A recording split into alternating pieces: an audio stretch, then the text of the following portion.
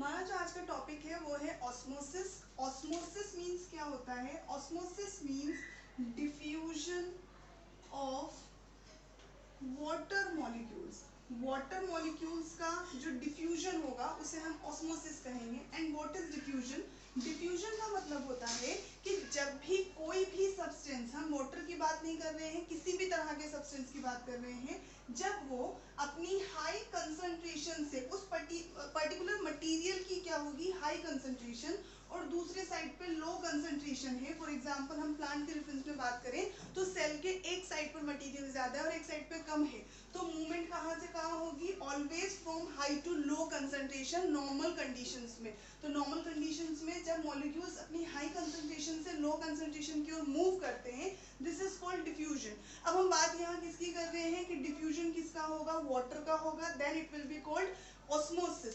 तो यहाँ पर जब वाटर मॉलिक्यूल्स अपनी हाई कंसंट्रेशन एरिया से कहाँ हो? लो कंसंट्रेटेड एरिया में, और वाटर मॉलिक्यूल्स की कंसंट्रेशन एक साइड पे ज्यादा है और एक साइड पे कम है, तो इस तरह से वाटर मॉलिक्यूल्स की मूवमेंट होगी। This is called osmosis. But ये प्रोसेस किसके थ्रू होगी? A semi permeable membrane. जब ये सारी प्रोसेस किसके थ्रू होती है? सेमी परमिएबल मेम्ब्रेन के थ्रू।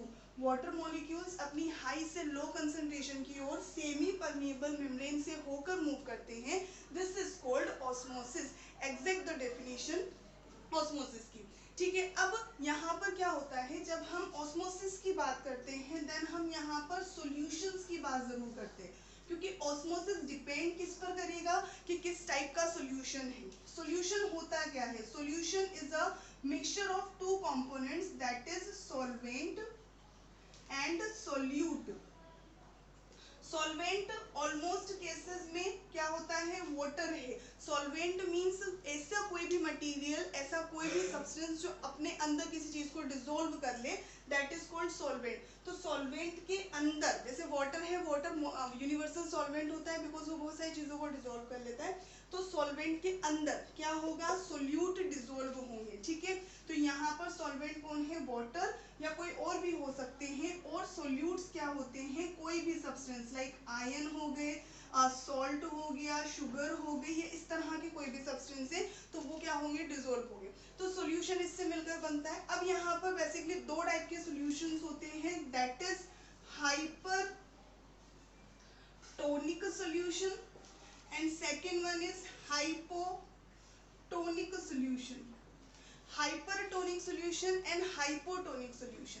हाइपर और हाइपोटोनिक सॉल्यूशन किस पे डिपेंड करता है? देखें, सॉल्यूशन है, सॉल्यूशन में हमने बात की है कि सॉल्वेंट और सोल्यूट दोनों होते हैं, लेकिन सॉल्यूशन जो है उस सॉल्यूशन की थिकनेस या उसकी डाइल्यूटनेस, कंसंट्रेशन डिपेंड किस पर करती है? सोल्यूट पर डिपेंड करती है। फॉर एग्जांपल हमने 1 ग्लास ऑफ वाटर लिया, हमने उसमें 1 स्पून शुगर ऐड की, तो क्या होगा? सॉल्यूशन ज्यादा थिक नहीं होगा, ज्यादा कंसंट्रेटेड नहीं होगा। लेकिन अगर हम उसमें और ज्यादा शुगर ऐड करते जाएं तो वो थिक होगा। हमने वाटर के अमाउंट को चेंज नहीं किया है, लेकिन हमने किसको चेंज कर दिया? सोल्यूट को। और सोल्यूट को चेंज करते ही जो सोल्यूशन है उसकी कंसंट्रेशन भी चेंज हो जाती है। तो यहाँ पे सब डिपेंड किस पर कर रहा है? सोल्यूट पर। ठीक है, अब ये जो हाइपर और हाइपोटोनिक वर्ड यूज किए गए हैं ये भी किस पे डिपेंड करते हैं? सोल्यूट पर।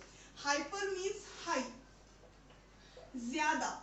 कहीं पर भी हाई अमाउंट की बात हो रही है तो उसके लिए वर्ड क्या यूज होता है? हाइपर। जैसे हाइपर टेंशन है, हाई बीपी होता है, दैट मीन्स हाई अमाउंट हो गया, तो हाइपर होगा, दैट मीन्स हाई। अब हाई कौन है? क्योंकि सॉल्यूशन सोल्यूट के रेफरेंस में आता है, इसलिए यहाँ पर हाइपर वर्ड किसके लिए यूज होगा? सोल्यूट के लिए।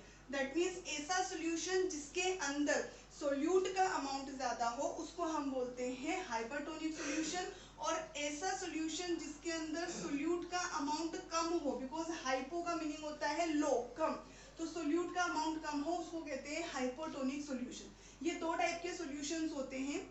अगर हम प्लांट सेल की बात कर रहे हैं यहाँ पर, तो हमने क्या किया? एक सेल को हाइपरटोनिक सॉल्यूशन में और एक सेल को हाइपोटोनिक सॉल्यूशन में रख दिया। हाइपरटोनिक सॉल्यूशन होगा तो इसका मतलब क्या होगा कि सेल के रेफरेंस में, सेल तो सॉल्यूशन के कंपैरिजन में छोटी ही है, लेकिन सेल के रेफरेंस में क्या हुआ? यहाँ पर वाटर की कंटेंट, वाटर का अमाउंट कम होगा, इसके कंपैरिजन में सेल में वाटर का अमाउंट ज्यादा रहेगा।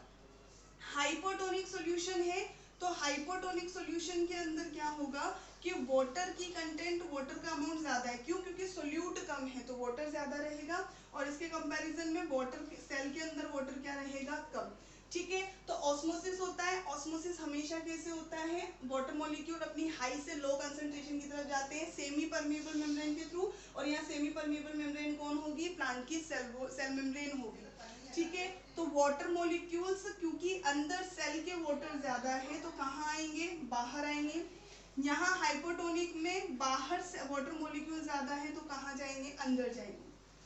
जब वाटर मॉलिक्यूल सेल से, लिविंग सिस्टम से बाहर आते हैं, this process is called exosmosis. तो जब भी हम किसी भी प्लांट सेल को हाइपरटोनिक सॉल्यूशन में रखते हैं, वहां कौन सी प्रोसेस होती है? एक्सोस्मोसिस।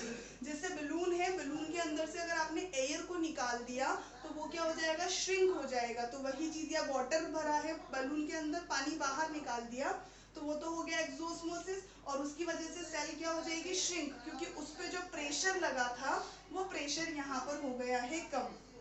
ठीक है, तो सेल कैसी हो जाएगी? श्रिंक, और इसको हम कहते हैं फ्लैसिड सेल। तो जब भी सेल में एक्सोस्मोसिस होगा, cell will be flaccid. Similarly hypotonic solution के अंदर क्या होगा? वाटर का अमाउंट बाहर ज्यादा है, अंदर कम है, तो सेल क्या करेगी? वाटर को एब्जॉर्ब करेगी। तो ऑस्मोसिस कहाँ हो रहा है? सेल के अंदर, इसको हम कहते हैं एंडोस्मोसिस। और जब सेल के अंदर पानी आएगा तो सेल की जो मेम्ब्रेन है उस पर प्रेशर बढ़ जाएगा, सेल धीरे धीरे अपने शेप को, प्रॉपर शेप में आने लग जाएगी। इस सेल को हम कहते हैं टर्जिड सेल। ठीक है, तो जब भी सेल के अंदर एंडोस्मोसिस होता है, सेल के अंदर वाटर जाता है, तो उसको हम क्या कहते हैं? एंडोस्मोसिस, और वो सेल क्या कहलाएगी? Turgid cell. तो इस तरह से ऑस्मोसिस के दो टाइप्स होते हैं, दो इसके कंटेंट होंगे। एक्सोस्मोसिस, जब सेल को हम हाइपरटोनिक सॉल्यूशन में रखेंगे तो एक्सोस्मोसिस होगा, और जब सेल को हम हाइपोटोनिक सॉल्यूशन में रखेंगे तो एंडोस्मोसिस होगा। This is the concept of